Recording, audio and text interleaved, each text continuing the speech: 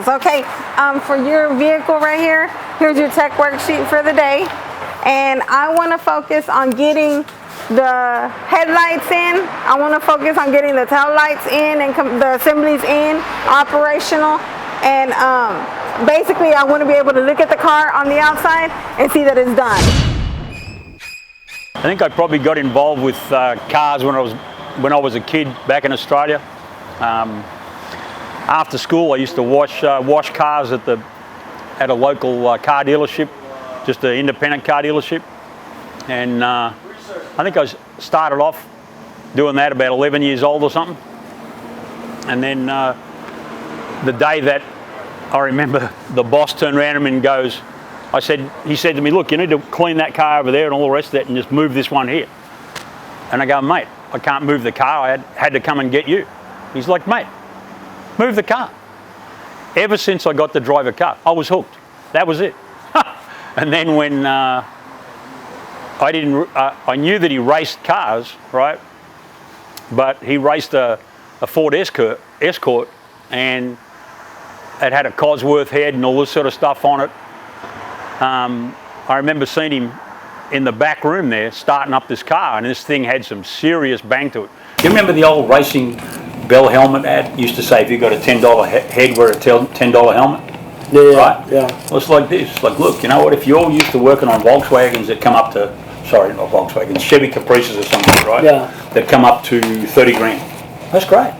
Yeah. Right? Yeah. But when you work on cars, you know, like the Bugatti that I finished, $1.2 million. That's what Uncle Bill got it for. Different level. It's a whole different level. Yeah. It doesn't mean that I'm better than you. It just means that this is what I am used to doing. Yeah. Right? Yeah. And there's nothing wrong with it. Yeah. If you and you're expected to be the best. You're expected to offer superior talent on a car of that level. And went on to work with General Motors in Australia, General Motors Holden. I used to work for GM. General Motors. And we were involved in design and stuff like that. It's funny how everybody's seen the new Dodge Challenger and the new Camaro, right?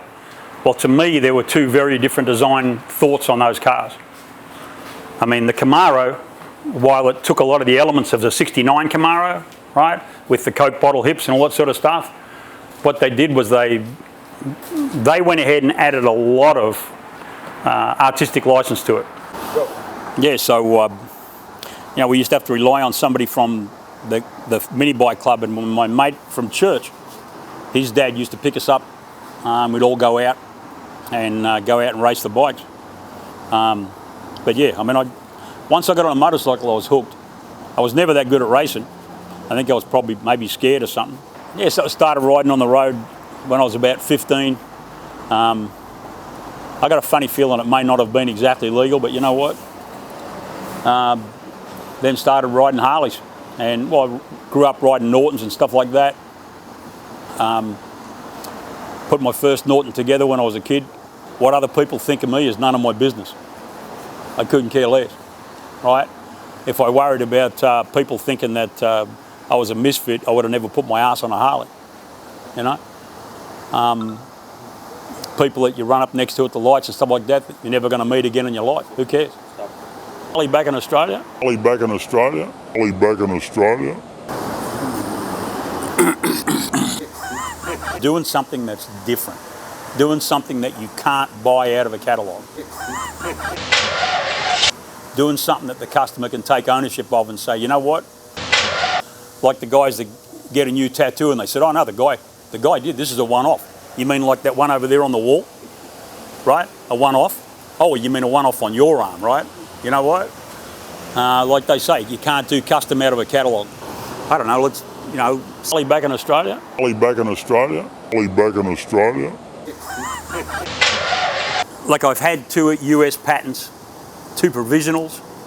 We never decided to keep them for full US patents. But I've always liked to make things slightly better. To see something and to be able to work out how to make it better. Talking about the big 3 in American manufacturers. Harley back in Australia? I grew up being a bit more of a Ford guy. but that was because of more of the Ford presence in Australia. Back in Australia. GMs were fairly much, it was harder to, it was so hard to get an American car in Australia as a kid that you had to get what you could, right?